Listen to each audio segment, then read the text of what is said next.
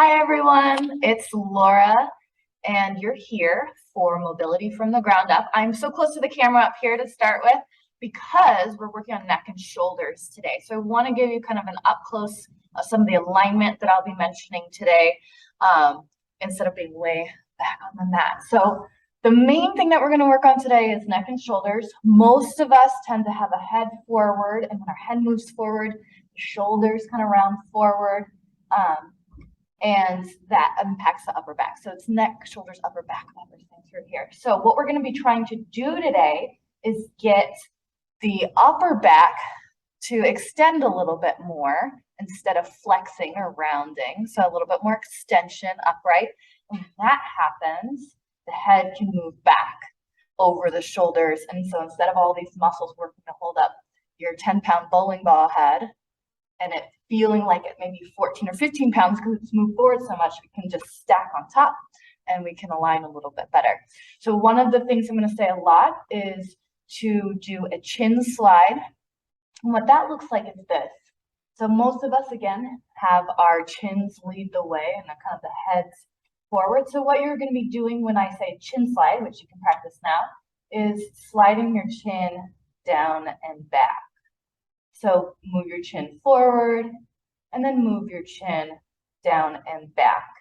Another way to think about this, I'm going to turn from the camera, but I'm going to show you that same chin slide from the back, the rear view. And you're going to be seeing that my hairline moves away from my collar, the top of my shirt.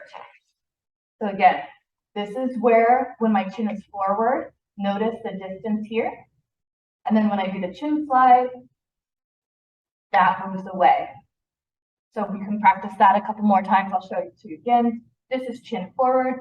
This is the chin slide back.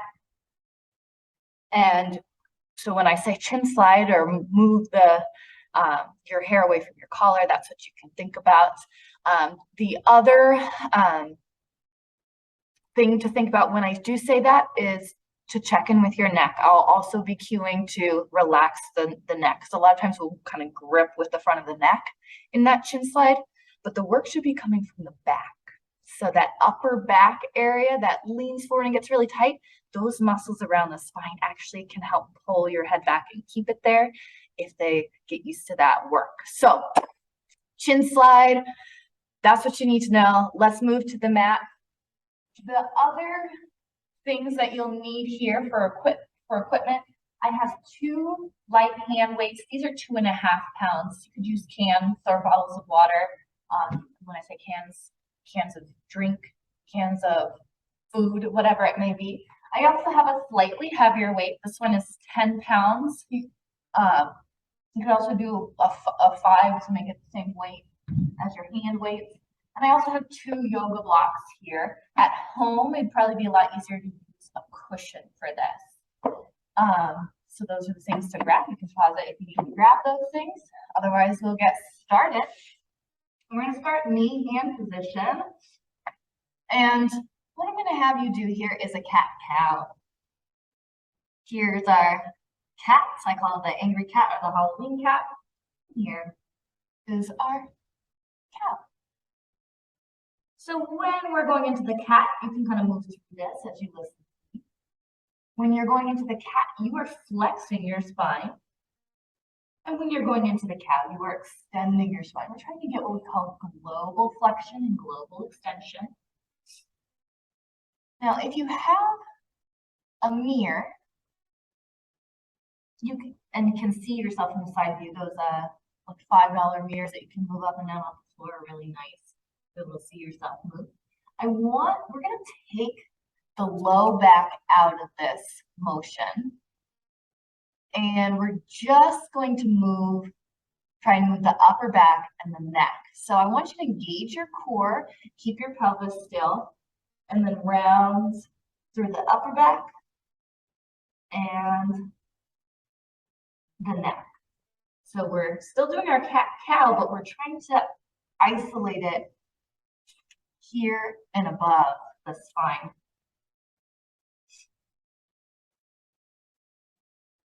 Nice.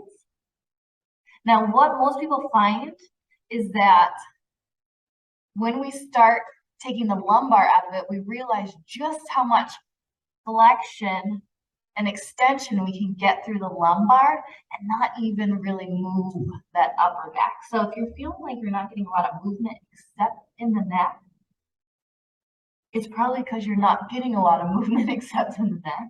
And that's completely normal. Most of us are pretty stiff in that upper back.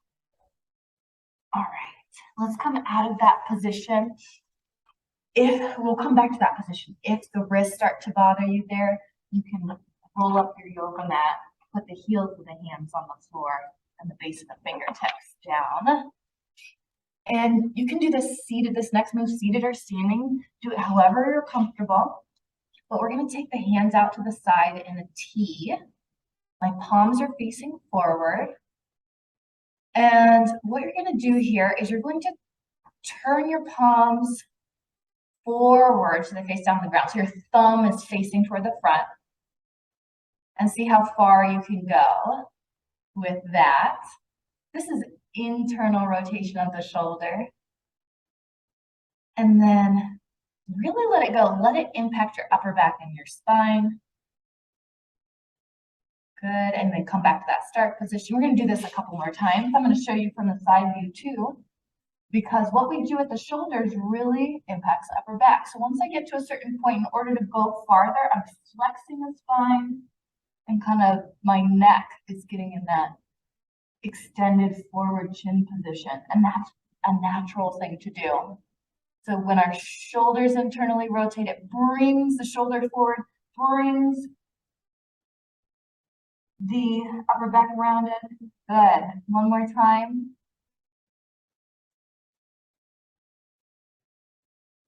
All right, take a little break from that.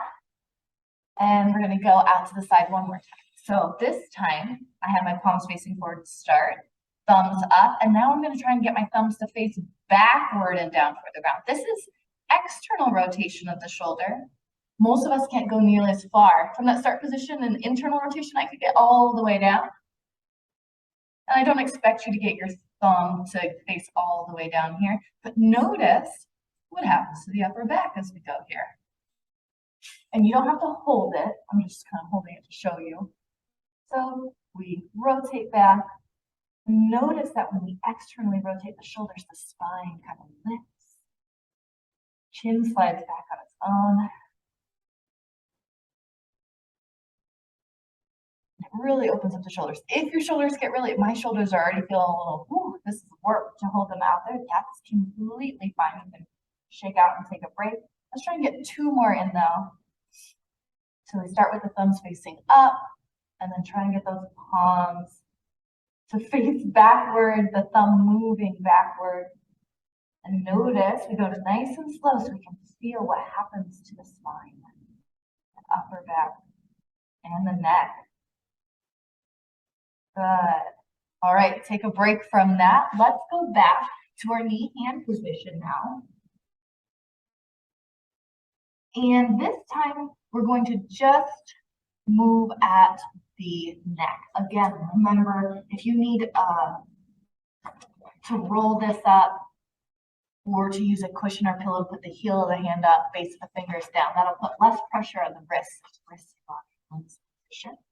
And what I'm going to have you do now is you're going to tuck your chin towards your chest. So let the back of the neck get really long. Let kind of gravity pull the head down a little bit. So we're stretching out. We're getting a little traction here. So letting gravity actually do the work here.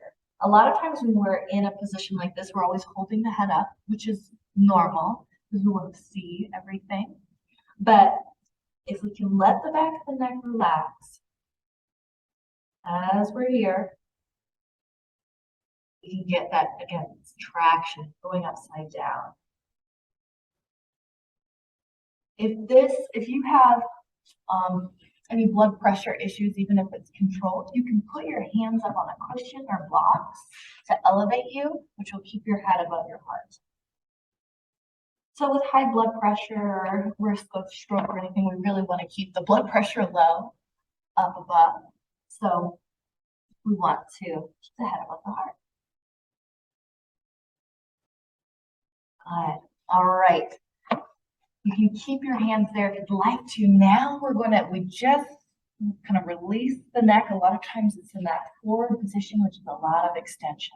So we just release the neck. Now we're gonna do a cat-cow for just between the shoulder blades and the upper back.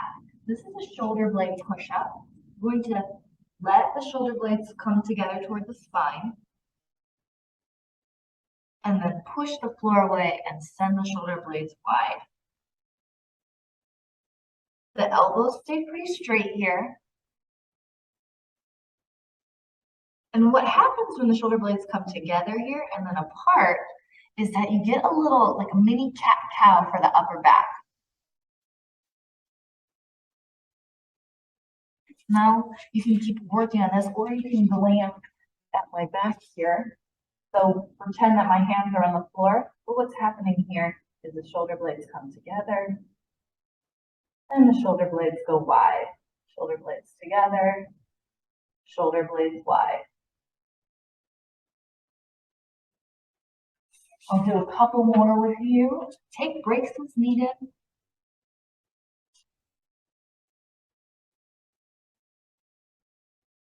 Good.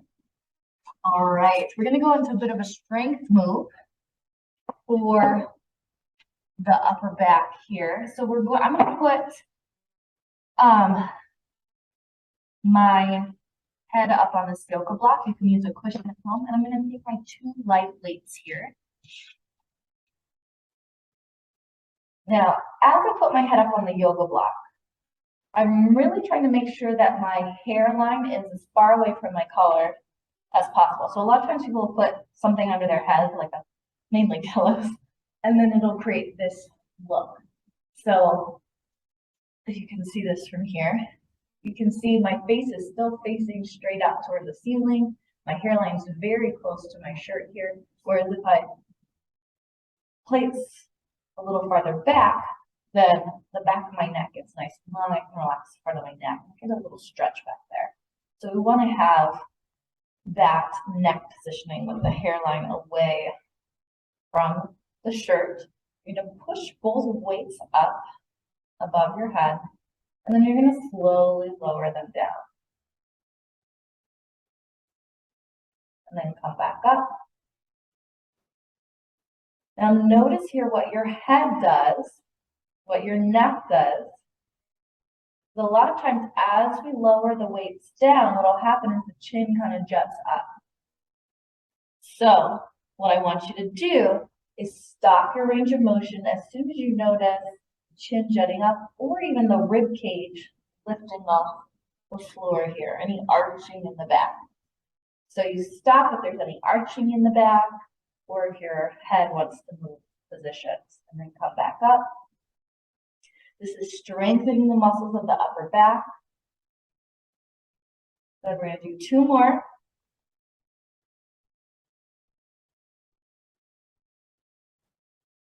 Nice. Good. And you can bring the weights down, set them to the side, and you're going to take your arms out to the side again, kind of that T position that we did sitting up earlier. So my palms are facing up toward the ceiling this time, and I'm going to try and get my thumbs to point up toward the ceiling. This is that internal rotation. I can internally rotate enough to get my palms facing down. How does that feel for the spine? What does that do to the upper back and the neck? And then you're going to come back to that start position with palms facing up. And then you're going to do that external rotation. So you're trying to get the palms to face the wall behind you. The arms will lift up off the ground on this. So if they kind of creep up this way, you can bring them down if that's more comfortable. And notice what this does to your spine and neck. How's the stretch? So we're going to slowly move through this. Again, go back to start. Then thumb's going to move to forward, facing forward towards the direction of your feet. Try and keep the neck relaxed, keep the back from arching. And then you're going to come back to the start position and move back. So moving this full range of motion. Trying to get the palms touch the ground here. Unlikely to do that. And that's completely fine. I don't expect your palms, but moving in that general direction. And notice how the shoulder motion impacts your spine. One more time each direction. Notice here that we're going very slow. And we're going slow because most of us are very tight up in the neck and upper back.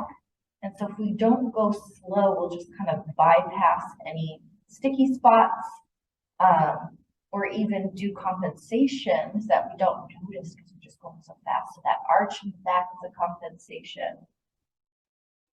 And then trying to get those palms face down. And back forward. All right, let's come out of that. We're going to come back to knee and position here. We're going to do that shoulder blade push-up again, but this time we're going to do the shoulder blade push-up with the chin slide. So chin slide from an upright position looks like this. Relaxing the neck, hairline away from the collar. A chin line, what's a chin line? A chin slide here and from this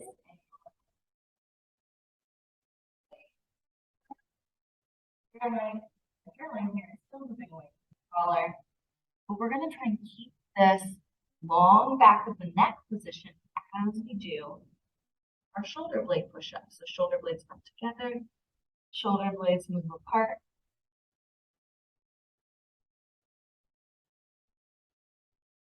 Nice and slow. And you can engage your core here too. A lot of times the lumbar wants to get involved, that lower back wants to get involved. And I'm looking at you. So if you're looking at me, you can pause it so that you can just focus on getting these breaths in. We've got a long back of the neck.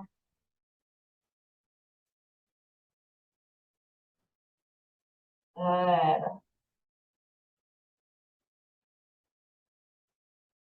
All right. We're going to take a bit of a break here. Shake out. We're going to come back to this. Remember, you can use, since we're on our wrist a little bit here, you can use that tactic I showed you earlier. Just bolstering the heel of the hand.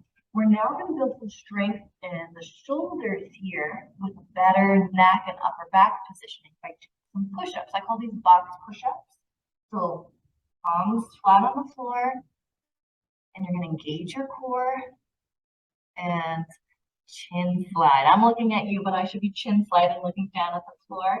Long back of the neck, hairline away from collar. I'm going to do a push-up here. Now notice as you do your push-up, how fast are you going for one? I want you to go nice and slow so that you can notice if you lose your chin slide. A lot of times when we do push-ups, what'll happen is the chin goes forward and down as we move down. But we want to build strength in this healthier neck position, this more elongated back of the neck. So we go nice and slow.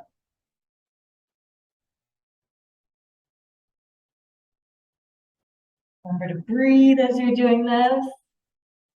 My elbow wanted to pop there. So I like to inhale on the way down and exhale on the way up. Inhale on the way down. Keep that back of the neck long. Exhale on the way up. Good. Let's take a little break. Shake it out. So by working on that better neck position, you're less likely to get in the forward rounded shoulder and build strength in this position. So I'm trying to build strength in this more stacked aligned position. So we're going to go back to our exercise on the floor. So you have your weights nearby. I'm supporting my head position so I can have a long back of the neck. If you don't have something under your head, what happens is for most people is that their chin will be up like this. And it's kind of, a lot of people feel uncomfortable without something under their head for support because it really extends the neck. So Put something under the head, allow that chin slide to relax. You can relax into the chin slide here. So what we're going to do, I've got my light hand weights again, whatever your light hand weights are. We're going to press up into a chest press with the floor chest press here, and then open on, reaching back, no arching through the spine if you can, and keep a long back of that neck. We're gonna do that one more time. Limit your range of motion if the neck or low back arches.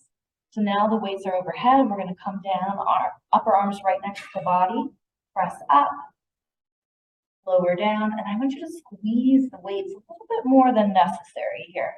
And press up, kind of creating resistance for yourself. One more time down, press up with that little extra squeeze on the hand weights, and then we're going to go overhead again. So really going slow, noticing if you lose your long back of the neck or if your spine starts to arch elsewhere. One more, we're going to do 3 this time. Good. Then we're going to go down again. Give a little extra squeeze because this might be, especially if the weight feels a little light, but give yourself a little extra squeeze. Pressing up, more. Last one. Good. Were you able to keep the back of the neck long? Were you able to keep your low back from moving around? Hope so. All right, we're gonna come back to the knee hand position here. And we're going to do a few moves here. And really, again, we're gonna really focus on keeping the back of the neck long. So I'm gonna have you do your chin slide in this position. And then I'm gonna have you back your hips up. I have my toes untouched. There's really no wrong way to do that. So if you're turning and spinning to look at me, can you keep the back of the neck long as you rotate that cervical spine? And then come back up. We're going back again. You're pushing yourself back, but we're getting a little bit of overhead range of motion here. Good. And this time as you go back, I want you to stay back and reach forward. I'm looking up so you can hear me, but I want you to keep the back of your neck long and go into what in yoga is called a child's pose. But keep the back of the neck super long. And you can even think about you can put a block under your head, or there's a couple ways you can bolster this. If this is too much for the shoulders or anything, you can set your chest on some blocks. Again, this would not be appropriate if you have high blood pressure, or even if it's regulated. Still want to keep the head above the heart. So you could put your hands up on blocks for this one too. So you your head above your heart. You could do blocks or couch or table. But again, we're trying to get the shoulders to move and keep the back of the neck long. I keep looking up at you, and I hope if you're looking up at me, maybe pause it so that you can spend some time here. Really think about keeping the back of the neck long. And if this feels good, if you can stay in this position longer, or I'm going to tuck my toes just to take a look, change the foot position a little bit for myself. I'm going to try to as I keep the back of my neck long, I'm going to try and do a little shoulder blade push-up. So back of the neck is long. I'm doing that chin slide here. And it's kind of like, it's not exactly a shoulder blade push-up, but I'm trying to let my shoulder blades toward each other in this position. Letting them relax, letting the upper spine relax. Again, if you have high blood pressure, you want to keep the head above the heart, so you can just do this up on a higher surface or even on a wall. You can do it on a wall too. Hands on a wall, on the countertop.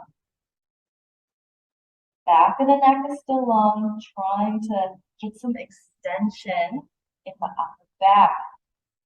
You know, have that rounded shoulder position. We're going to come out of that briefly. We'll go back into it.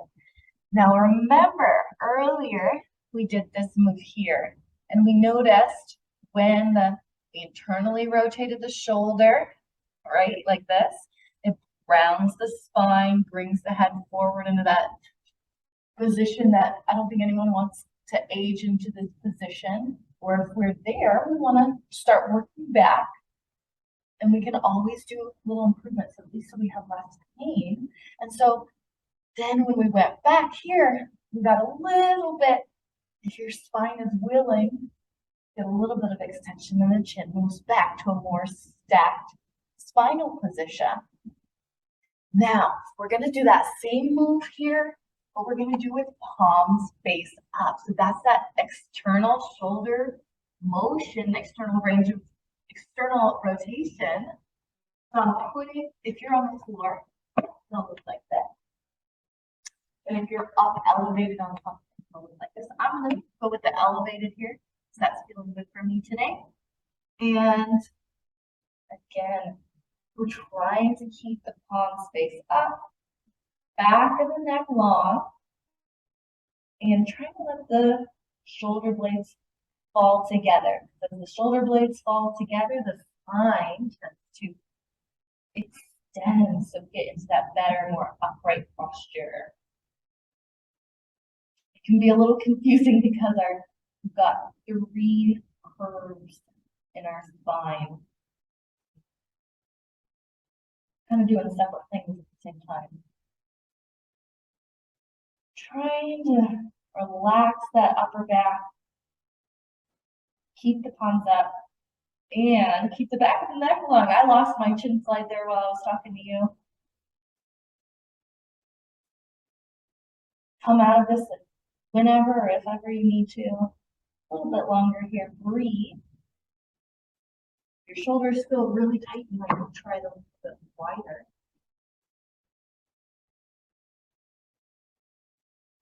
And then come on out of it.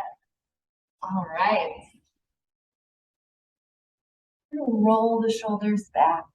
Roll the shoulders forward. Good.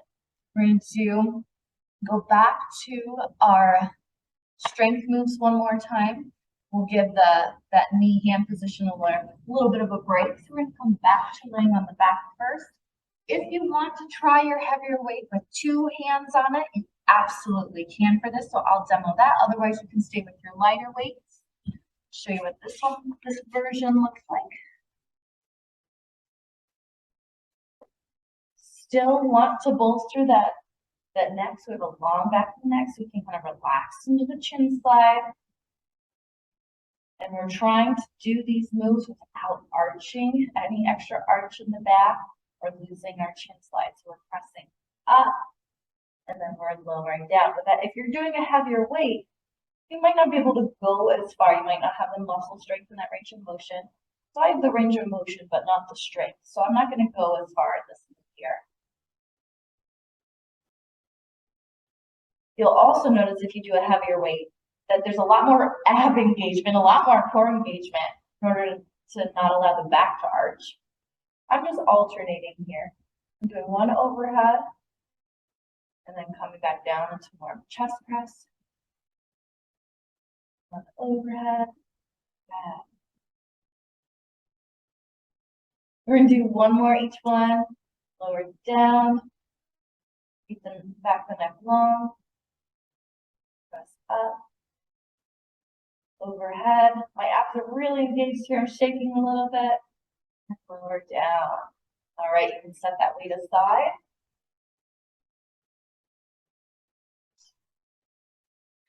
And then we'll do one more set of push-ups, regular push-ups here. We did a little press earlier, but we'll do one more set of push-ups.